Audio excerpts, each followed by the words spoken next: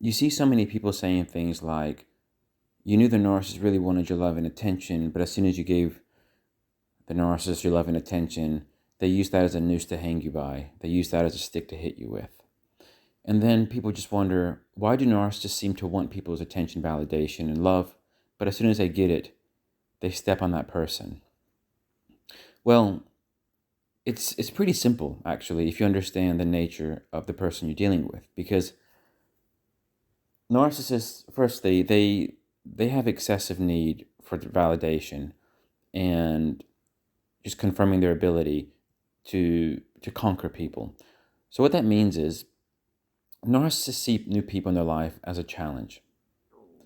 If they have their eyes and their hearts and their mind set on a new romantic interest, they spend a disproportionate amount of time and energy to get that person to refocus everything they're doing in their life, all their personal ambitions, goals, friendships, family, to kind of refocus all of that and make the narcissist the center of their world.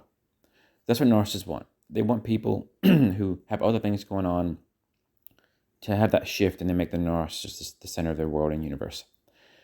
And then as soon as that happens and the person starts showing their care, attention, devotion towards the narcissist, they often find that the narcissist then switches into this negative place where they almost hate the person. And then people think, well, why does the narcissist hate me, resent me for loving them? Well, the first thing is, the moment you express this unconditional love towards the narcissist has already achieved one goal, which is to conquer you. So the whole challenge, the validation that comes from that challenge is done. They feel very great when that happens, but then very soon all that wears off and okay, I've made this happen. I've conquered this person. That challenge is no longer enticing me. So what now? So that's the first thing. Once they've achieved that challenge, they no longer see you as a challenge. The second thing is that narcissists see people who are willing to just drop everything they're doing, or just willing to have a real feeling of love towards another person. Narcissists see that as a weakness. Because in the back of the narcissist's mind, they know that people who have strong feelings to another, and those feelings can kind of dictate their overall emotions about that person.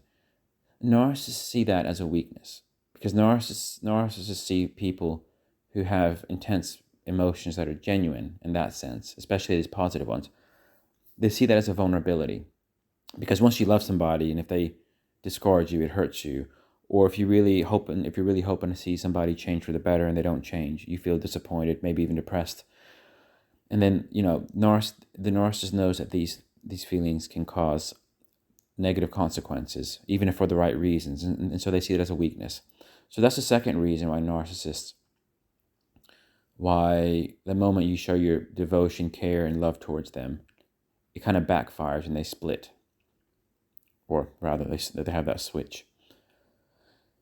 And the third, and this may be one of the most important, if not the most important reasons that narcissists seem to resent you the moment they see you fall for them, is that narcissists don't feel lovable.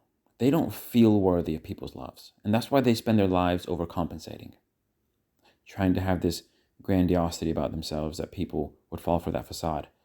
But the moment you fall for it, the moment they've conquered you, for them, if you love them, that's a testament to your lack of worth. Because they inherently feel unlovable, which in turn means anybody who has the capability of loving them is worthless, is a worthless piece of garbage in their minds. That's how they process that. That's how they compute what that means. So how can they hold somebody in high regard who loves them if they're not lovable, which means this person is unworthy themselves?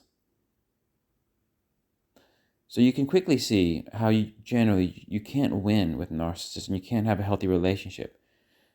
Because if you don't express your unconditional love and devotion towards them, that's all they want to get from you. And they'll see that as a challenge, and they'll do everything possible to get that, even if that means love bombing you intensely at the beginning, putting you through these euphoric feelings to get you to fall for them. But then once you do, everything goes south.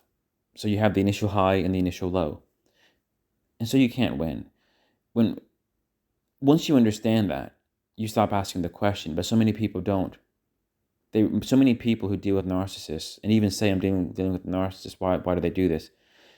And who don't accept it. The reason is people like yourself or anyone who's been under the, grips of a narcissist, you yourself have your own delusional thinking because you think that you can change them. You think that you can turn a monster into a little, cute, harmless hamster or something.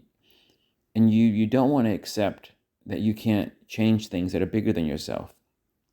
So sometimes we get stuck in our own grandiose thinking, which is we think that we should be able to change people, and then we don't understand when we can't. And that's a whole different issue. So just notice that when you're upset that you can't change these people, it's because you haven't really accepted who you're dealing with. And if you know who you're dealing with and you don't accept them for who they are, then that just shows that you yourself have fallen victim to your own grandiose thinking, which is that you can change other people. Think about it. How can you change them if you can't even change yourself? If you can't even change your own thinking, which is to accept them, but you think you can change them, which is something that's not you, you quickly get into this loop where it just shows that none of that really makes sense. So acceptance is key and understanding is key. And we need to stop being in denial. And then once you do that, over time, it becomes easy to accept them because you understand who you're dealing with and you don't expect the impossible.